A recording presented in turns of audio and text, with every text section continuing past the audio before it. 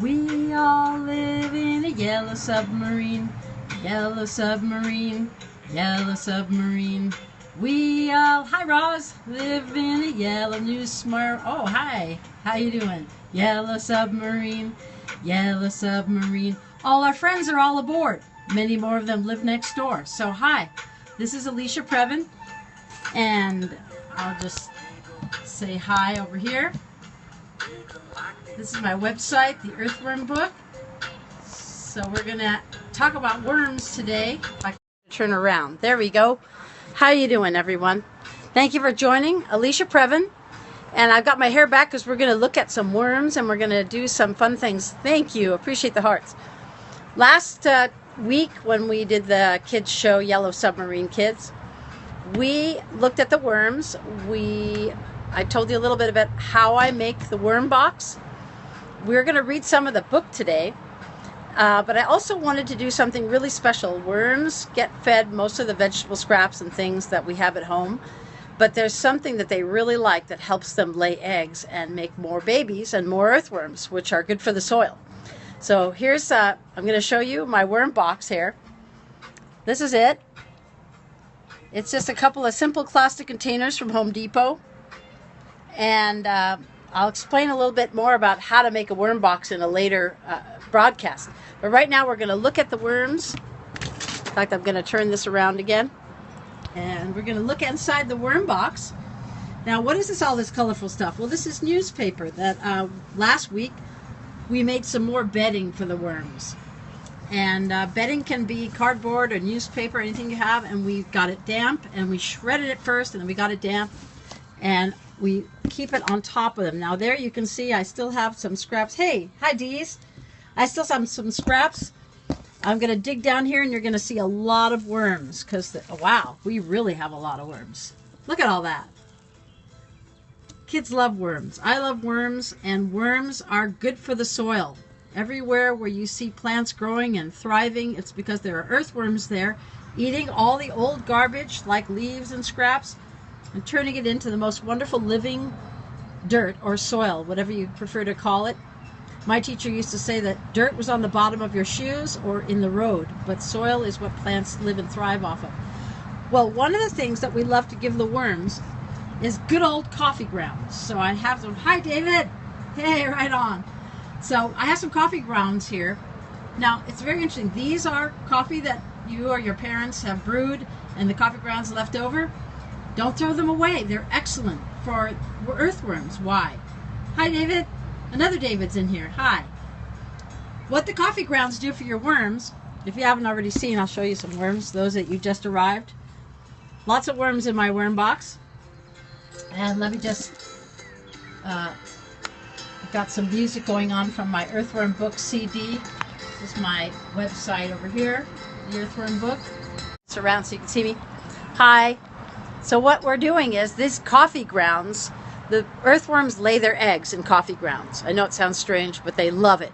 So the last time I put coffee grounds in here, I left it for a few days, came back, and what did I see but millions of little teeny weeny little tiny white things? Well, those are little tiny baby earthworms that are going to grow when they eat the food. So we're going to read the book in a few minutes, so hang on there, and we're going to read a little bit of the Earthworm Book. Here's what it looks like. This is what the front cover looks like of the Earthworm Book. And it comes with a CD in the back. And the CD has a complete narration of the book, as well as other really great music that's playing right now that goes with the narration. And so you can show it. Thank you. I appreciate the hearts. So you can, if you have a child that's really young, you can put the CD on, or they can even put it on themselves and be read the story and listen to the music, or use it for nap time, or you can just read them the story. So it's kind of like getting two things at once. So here's what we're going to do. I'm going to show you the worms. I'm going to introduce some coffee grounds into the worm box there. Flatten it out a little bit, and I'm going to sprinkle a little more of the bedding back down and move the bedding over on this side back. And put some more, oh, there's lots of worms in there too. Put some more coffee grounds in there on that side. And put the bedding back. So there you go. We've taken care of the worms today. The paper is nice and damp. You don't want it to get dried out. In the summer, sometimes you have to dampen it a little bit extra because it dries out. We'll put the lid back on and say goodnight to them. So let's get on with reading the book. Okay, so we're just looking at my website over here, the Earthworm Book, and it's gone to a different page there. So there it is. It's a little picture of me and how to reach me. I go to schools and I give presentations about how to build a worm box, about what's going on in our deserts with solar panels, and with the animals there that are being harmed by what is supposed to be something green, but we need to understand how that works. And then also, I have a book called Give Bees a Chance, which is about helping the bees. So we're going to explore all those books at the kids show. So here we go. I'm going to read the book. I'll put the book right up here on my computer for you, and we'll get started. Now, I had a previous show where I started reading the book, and if you've already seen some parts of it, then I'm sure it'll still be beneficial. To learn about earthworms is a great thing. Okay, the Earthworm Book. Okay. We are special little people, human beings, living on this very large planet called Earth. We live in a city full of people where we have an important job to do, growing and learning. But we are just one of many, and sometimes that makes us feel small, too small to be important. Well, down beneath the surface of the Earth, there's a living creature much, much smaller than any of us, who also has a very important job caring for the Earth, called the earthworm. Thank you. I got a heart there. That means that you like what you're seeing and hearing, hopefully. If you like what you're seeing and hearing, invite your friends, swipe to the right or up if you don't know how to do that, and invite your friends to come hear the book, especially if your friends have children. And I've had adults hear this book and still learn things. Here is a table of this most common earthworm is called Lumbricus Terrestris. And terrestris, of course, is a word in Greek that stands for earth or soil. So it shows you all the family of earthworms and a family of humans too. So we start out in the same, we're animals, but then it goes very differently, of course. But a worm is extremely important to our soil and to how great civilizations have come to being. Great cities and towns and things develop because of good soil, and the earthworm is responsible for that.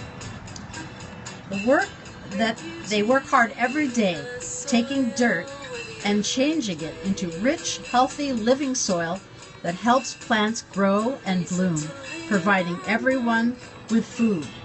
Now here, this illustration shows you the earthworm passing through underneath the surface of the earth. And here the plants are just trying to grow, but when they are under the influence of what the earthworm does to the soil, you see how they're producing fruit and they're growing very tall, because they have the living condition of the soil that they're creating. Earthworms like to be down in their tunnels that they dig with their mouth, working where it is dark and damp. They come to the surface to pick up fallen leaves, pulling them by the stem down underground to grind up and change into soil. If you see them out of the ground, help them get back down into the soil. They may have been washed out by rainwater. So now this is one of the things that most grown-ups don't know, but earthworms will come up. There's even a video on YouTube I've seen, a nighttime video where an earthworm came right up out of his hole, grabbed a leaf, and pulled it all the way down into the ground to grind up and make into soil. If you do see earthworms out on the pavement, which happens after a rain or sometimes after the sprinklers have been on for a while, do put them back in the soil, because they can't live if they're not inside the soil. That's all they ever do. Let's think of all the things that we can do with our eyes, ears, and nose. I'm sure you can think of a lot of things. Any questions? Of course, we can see with our eyes, and we hear with our ears, and we can smell with our nose. Earthworms do this amazing job of changing organic garbage into soil without having a nose, eyes, or ears. Simply a mouth with no teeth for eating dirt that passes through their body, turning it into something of great value like gold. Here's the illustration for that. Here's a person with obviously all these wonderful organs that we can use to think and see and hear and taste and speak and smell. But here is an earthworm. As you can see, he has a mouth and this little stem-liking thing with a ball on it is what's called a ganglia. That's about the extent of his brain. But what's beautiful about an earthworm is that he has 9 hearts. So I like to say that's because an earthworm loves the soil and loves the earth. So he's created with a lot of hearts so that he can just be dedicated to that work that he does every day. When someone is digging with a shovel and can't see that a worm is working there, it can happen accidentally that a worm is cut in 2. Ouch! Earthworms have long bodies that are very special, as each part can heal where they were cut and can continue to live. They are completely harmless. Well, I want to say an earthworm can be cut in 2, or a bird can grab their tail and bite it off. They don't become 2 worms, but sometimes that half can continue to live. You can't cut worms in half and turn them into 2 worms, but sometimes if you accidentally cut or take off a part of a worm, because they have special bodies, it can heal and they can continue to live. Earthworms are one of very few cute creatures that lay eggs by being both mom and dad at the same time. Their one purpose is to care for the soil and earth. It's all they do, and you will find them all across the world. How is this possible for one so small?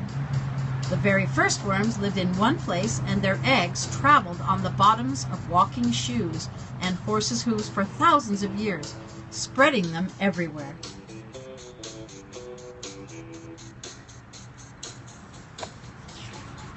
So imagine those little eggs somehow going on the bottom of a horse who might have gone on a big ship that carried them from one side. Hi, David. You're the only one on here. Carried the eggs on the bottom of their hooves and shoes. Possibly the horse might have gotten on a big ship and sailed across to America or some other place, and those eggs arrived and began to make earthworms itself. Many people think of worms just for fishing and use them as bait to put on a fish hook. All right. Hi, stepbrothers. How you doing? Hope you like earthworms. I'll show you the worms again if you'd like to see them after I finish with the book. And you can watch the replay too. Thank you for the hearts. I appreciate it. They're great for using as bait to put on a fish hook because they're a tasty food for a fish. And now that we know about the important work that they do, they don't seem so small at all or lowly. Their life is big as 1,000 feet tall to the dirt, the earth, and all animals and humans. So there it is. There's the big earthworm hugging the earth, loving the earth, caring for the earth. We care. Earthworms care. Thank you so much. Appreciate the heart. The earthworm's life is about making things better, as they give everything for me and for you and care with all that they have. We want to love them and treat them nicely. Earthworms, you're not dirty. You're precious. Send one a kiss today. Now usually right here, that's my hand holding an earthworm, and I usually reach down and I kiss an earthworm. What do you think of that? I love what they do, and I don't care that some people might find them icky, but I don't. I think they're wonderful. So I kiss an earthworm. I'll kiss an earthworm for you if you like. So then in the book, you're going to see the 2 pages where I have the words to the earthworm song, which some of the earthworm music is playing right now in the background. And it tells you almost everything you need to know about earthworms just in the lyrics of the song. So you've got that there in the book. And then on this page, oh, there's a very interesting shadow from the plants there. On this page, I give you the instructions for the thrifty do-it-yourself person to make their own worm box. You can easily make one at home out of a couple of plastic containers. If you have a little drill or a way to poke holes in it, some kitchen scraps, newspaper, and then I have some websites that you can send for worms that will arrive unless you know gardeners that can give you them. There are some websites where you can mail off your own worms. Okay, and then again, the book comes with a CD, has a narration, it has all the music, and that's the Earthworm Book, guys. Again, here's my website, theearthwormbook.com. I'm going to put the music up, and now we're going to look at the worms one more time. Here they are. Thank you so much, David. This is the plastic container I have. We put in some coffee grounds. Let's say goodnight, worms. Good night, worms. We love you. Enjoy the coffee grounds. Look at, they're all over the coffee grounds now. There they are. Okay, I'm going to kiss a worm. Here we go. No fear here. Where is it? There he is. Here's a nice big fat one. Okay, hold on. Ah!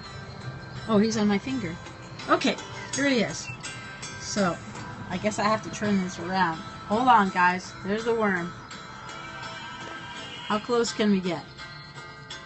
There he is. He's moving around. He's figuring out, what am I doing in this bright place? I want to be down in the dark. So, love those worms. Now I'm going to say goodbye. Here we go. Love you, Earthworm. Thank you for all that you do. Stay tuned, guys. Yellow Submarine Kids. And you know, it was totally a coincidence. I have this lunchbox, and I use it as my purse. And I never even thought, when I wanted to call it Yellow Submarine Kids, because kids love the song Yellow Submarine, and whenever I carry it around, they always enjoy, and we sing it together. And then I suddenly realized there's periscopes on top. Plus, I have a friend that you have to meet next time. His name is Tola. He's an earthworm puppet, and he wants to talk to you. So stay tuned, Earthworm Kids, for next time, probably tomorrow, a little earlier, but around the same time, the afternoon, and we're going to have more fun with the Yellow Submarine Kids. Bye for now.